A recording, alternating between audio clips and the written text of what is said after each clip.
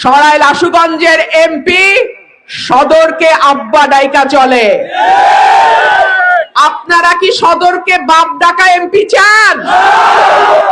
সকালবেলা ফজরের নামাজ পড়া সদরের এমপি তখনও লুঙ্গি বদলায় প্যান্টটা পরে নাই, বাড়ির মধ্যে গিয়ে হাজির হয়েছে আব্বা আব্বা কইরা। এমপি চান? ব্রাহ্মণবাড়িয়া ঢুকতে হইলে আশুগঞ্জে পা দিয়া ঢুকতে হয়। সুতরাং সরাইল আশুগঞ্জের এমপি সরাইল আশুগঞ্জের মানুষের সম্মান রক্ষা করার দায়িত্ব তার।